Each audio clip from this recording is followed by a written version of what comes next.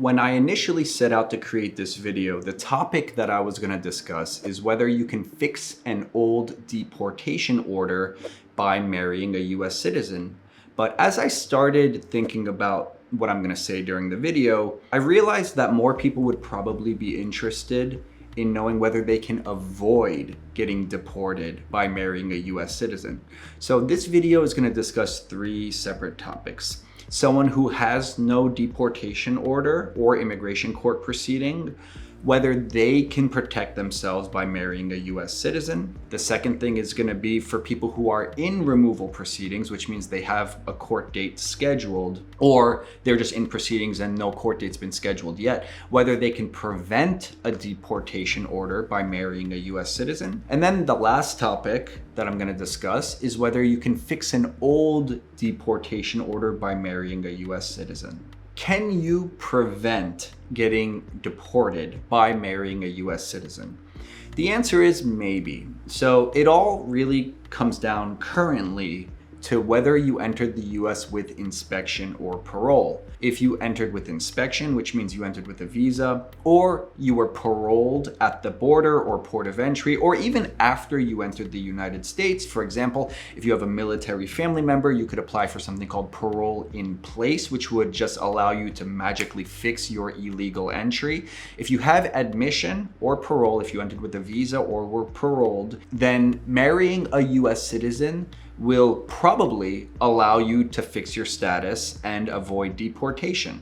There are a lot of other variables. Do you have criminal history? Have you engaged in immigration fraud? Did you enter the US multiple times illegally, which may have triggered a permanent bar? But if it's a clean case where you entered with a visa, you have no criminal history, you only entered one time, or rather you only overstayed once and then you never left after you overstayed, and you marry a US citizen, in that scenario, I would consider that to be a clean one-step adjustment of status case, and we do a lot of those. So if you need any assistance with that, that's like my bread and butter. That's what I do all day long. Schedule a consultation. If you entered without inspection, and you were never subsequently paroled, that can be a problem right now. The first step in that scenario would be for your US citizen spouse to file an I-130 family petition for you.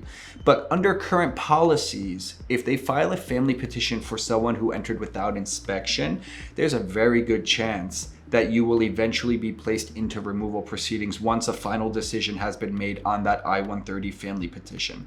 And now you have to defend yourself in removal proceedings, and whether or not you'll be successful depends on a bunch of different variables, and I'm about to talk about that in the second part of the video. If you are in active removal proceedings, which means you have a court date, you could always find out whether or not you're in active removal proceedings by going to the EOIR case status website. If you just Google EOIR case status, it'll bring you to a website where you can input your A number, and then that'll tell you if they can find a case. If they find a case with your A number, that means you're either currently in removal proceedings or previously you were in removal proceedings. It'll tell you right there on that page. If it says like no case found or A number not found, that means you are not and have never been in removal proceedings, at least under that A number. Some people have had multiple A numbers. If you're in removal proceedings and you're married to a US citizen, you might have some options available. First of all, if you entered with inspection, then you might be immediately adjustment of status eligible, and we could apply for the defense from deportation of adjustment of status. You could apply for adjustment of status with USCIS or as a defense to deportation, and you can even apply for it as a defense to deportation if you need a waiver along with the adjustment of status application. For example, if you entered the US with a fraudulent passport, you were inspected, you would be eligible for adjustment of status in the US. That does meet the inspection requirements. However, you need to prove that you entered with that fraudulent passport, and you would need to apply for a fraud waiver along with your adjustment of status application. This could be done defensively as a defense from deportation, or affirmatively with USCIS if you are not in removal proceedings. Just remember, If you file for adjustment of status with USCIS and your application is denied, the next thing that will happen currently under Trump's policies is you will be placed into removal proceedings. So it's dangerous to apply affirmatively for adjustment of status if you need a waiver. And it's important for you to speak with me or an immigration attorney about the strength of your case. What is the chances that the waiver will get approved? That will oftentimes determine whether it's a good idea to take that risk now. Because remember, doing nothing under the current policies is risky as well. So we need to weigh the pros and cons of the risks and rewards of taking a certain action before we make that decision. The more common scenario is you entered without inspection and you were never paroled, so you just entered illegally and now you're in removal proceedings. If you marry a US citizen, you might be able to defend yourself from removal. The procedure is this. First, you would file an I-130 while in removal proceedings. There's a bit of a special procedure for doing it when you're in removal proceedings. You need to submit a request for a bona fide marriage exemption along with your I-130. If you don't know what that means, just schedule a consultation and we can do it for you. But anyway, so we file the I-130 while you're in removal proceedings. You'll go for an interview with USCIS on just the I-130. You haven't applied for adjustment of status or a green card in any other way yet. You just filed the I-130, which is a prerequisite. Once it's approved, we go to the immigration judge and we say, hey judge, the I-130 is approved. We're about to file for a waiver, a 601A waiver. Can we administratively close these removal proceedings pending the outcome of the waiver? Under current policies, many immigration judges, at least in New York, would allow that to happen, to allow you to buy time for the waiver to get decided. And currently, these unlawful presence waivers, these 601A waivers, can take like 3 to 4 years to get approved. If it gets approved, then it's going to depend on what the government policies are, but there's a couple ways we can take the case. One, we could apply for voluntary departure to allow you to leave the US to go to your consulate interview abroad. And if all goes well, you can re-enter with your green card and hopefully you'll only have to leave the US for like a month or so. The other option is sometimes the government policies at that point will allow us to terminate removal proceedings. So you're no longer in removal proceedings. And then at your leisure, we can continue with the consular process where you'll eventually have to go abroad to attend your consulate interview to re-enter the US. If you entered without inspection or parole, generally speaking, when you're doing a family-based marriage petition or family-based green card application, you would need to leave the US and re-enter legally after consular processing. If you entered with inspection, we could do the whole process from within the US, assuming there are no wrinkles or complications in your case. And now finally, can you fix an old removal order by marrying a US citizen?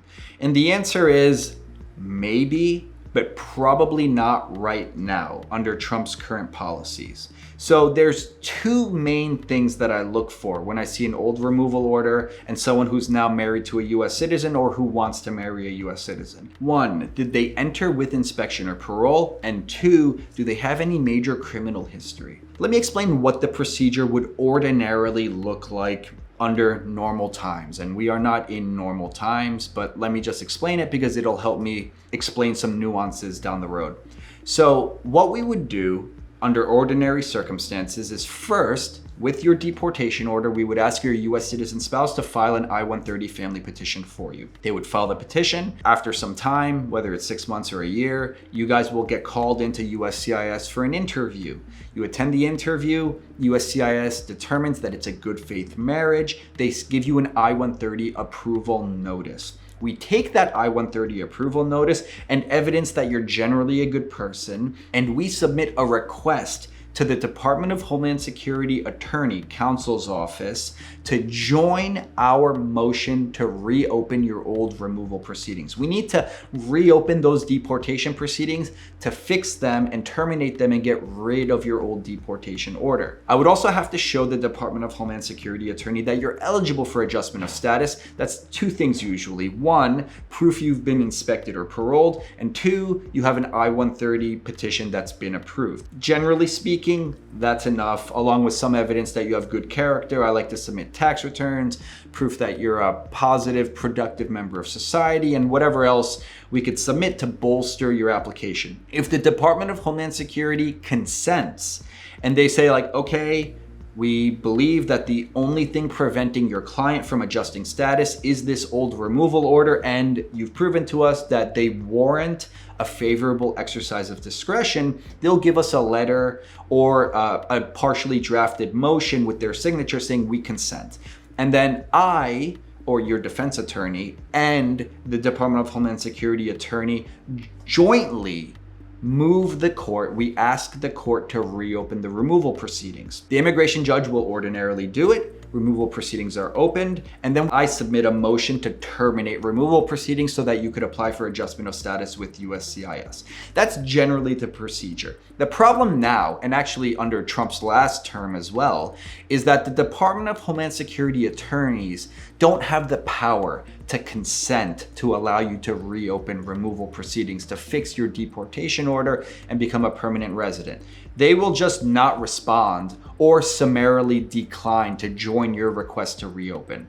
So if you're in this situation now, the only thing you can really do is just file an I-130 petition. But even then, I probably wouldn't do it unless you have some other sort of protection, such as active TPS that's not gonna go away in the next few months, or DACA. Like in these situations, it's safer to file an I-130. Otherwise, if you have an old removal order, I think it's pretty risky right now to show up to a USCIS interview. You are ripe for getting detained at that interview when USCIS coordinates with ICE and they do something to take you into custody to begin your removal from the United States. All right, guys, I know that was a bit of a longer video. If you have any questions, schedule a consultation with me. I'm an immigration attorney practicing throughout the entire United States. We have clients nationwide. You can find my information in the video description below. I would love to speak to you about your case and see how I can assist you.